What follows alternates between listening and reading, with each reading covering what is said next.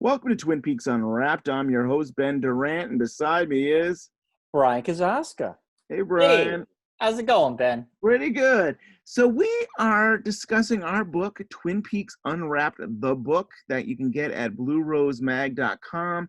We are talking about our favorite things in each chapter of the book.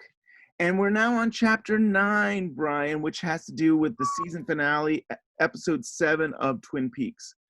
What is Right. one of your favorite things in this chapter? Chapter 9. One of my favorite things about this is the community commentary, which every chapter ends that way, okay? So it's someone from the Yeah. community submitted something to us, and we wanted them to be part of the book. But the reason I picked this for chapter 9, it's one of our friends, Stephen Miller. Now, he has a webpage called twinpeaksblog.com.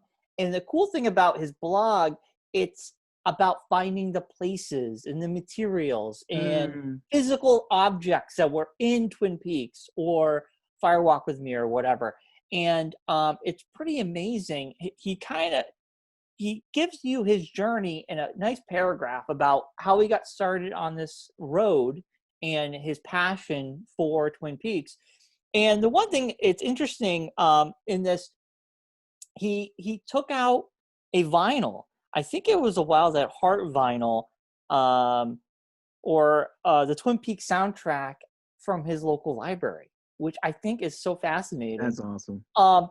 He took that out, and that got him on the road, and it's so cool. That's how we discovered Twin Peaks? Yeah. Right. So, I don't know. He's a great guy. I highly recommend checking out his blog, twinpeaksblog.com, because it really opens the world and makes Twin Peaks beyond the television screen, you know? Yeah. And I just like his journey. I like him. He's a great guy. And it's one of my favorite parts about this chapter. Nice. Well, one of my favorite things about this chapter is Sabrina Sutherland.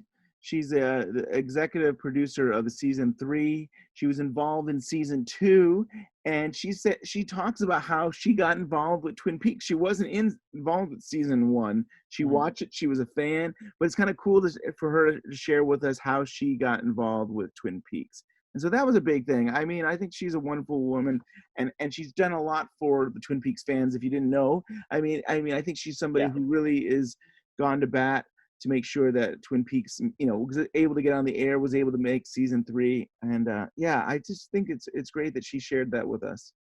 And meeting her in person, that was very nerve-wracking. But once you start talking to her, she's just a person like anybody else. Yeah. But she has the coolest job in the world. Right. And she, not only is she been producer, but she's really like David Lynch's right-hand woman. I mean, she's involved right now with David Lynch's theater, the YouTube videos. And I mean, she's been involved with a lot of David Lynch's putting things on Blu-ray and just any kind of projects that David Lynch is working on. So yeah, it's so cool to get to talk with her.